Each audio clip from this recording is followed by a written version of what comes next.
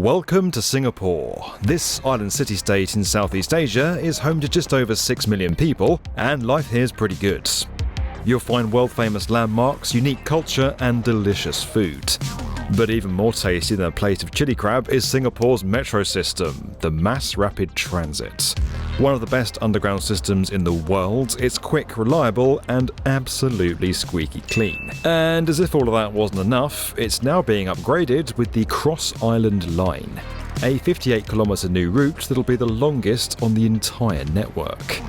It's a project that'll cut journey times across the island by half and be yet another thing that makes Singapore the happiest country in Asia. Unless, of course, you're a civil engineer. This tropical paradise is a construction hell. You see, building a new underground line needs a lot of space, and that's one thing Singapore isn't exactly known for. So, how do you build a new high-frequency train line with 21 new stations on a tightly packed island that's smaller than London? We're about to find out.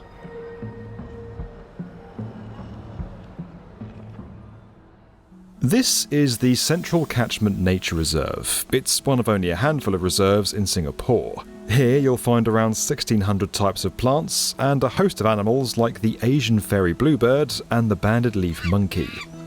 It's a much-loved and much-needed green space in the heart of the third most densely populated country in the world.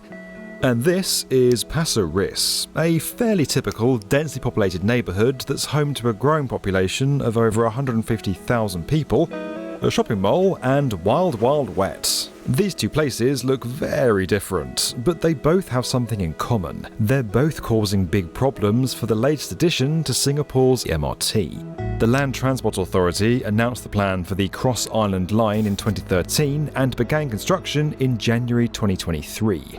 It'll be opened in 2 phases, with trains running from Aviation Park to Bright Hill from 2030 and from Punggol to Jurong Lake District by 2032.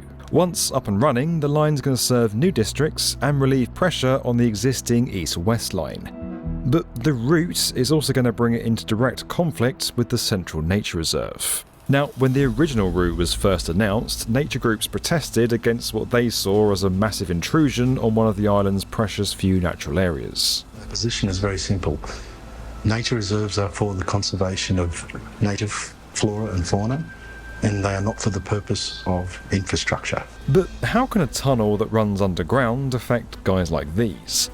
Well, the answer changes depending on how deep you go. Tunnelling just below the surface in soft soil produces a lot of liquid, which can contaminate the groundwater of the park.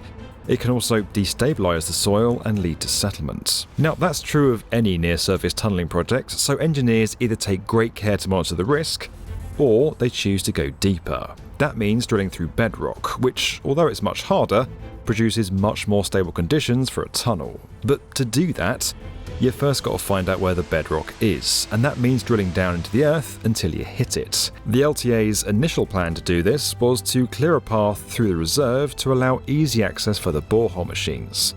And that's not all. There's also the issue of getting the tunnel boring machine in and out of the ground. To do that, the LTA has earmarked these areas of the reserve.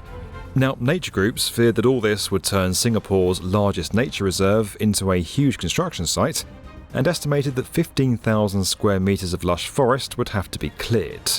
An alternative route was put forward which would skirt around the southern edge of the reserve, but that came at a price, specifically an additional $1.5 billion. Along with the 6 extra minutes this would add to journey times, the alternative alignment was considered a bit too costly. So, in an unprecedented move, the LTA spent 6 years working with the Nature Society of Singapore to find a way to build the tunnel without causing any damage to the reserve, before they then announced the final route in 2019. And this was the plan they came up with. To take soil samples, an existing trail was used to transport borehole machinery rather than a direct path. Once the depth of the bedrock had been established, extensive biodiversity studies were undertaken before new launch and retrieval shafts were agreed upon. When they did the soil investigation, not a single tree got taken out.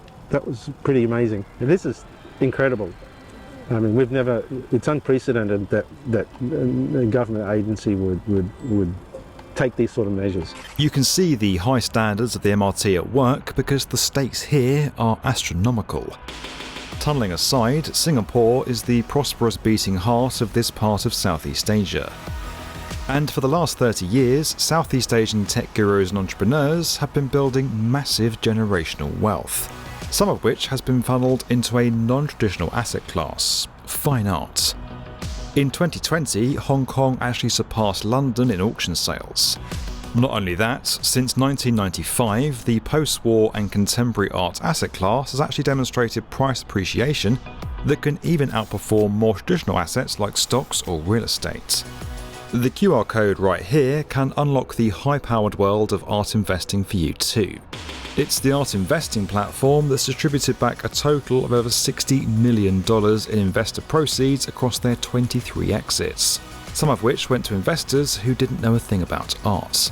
Over 900,000 members have signed up so far, and that number is growing by the day. And with previous investable offerings from legends like Picasso, Basquiat and Banksy, shares of some paintings have sold out in minutes. But since so many of our subscribers have signed up so far, you can still skip the waitlist and start investing today by going to the QR code on screen or visiting masterworks.art/B1M.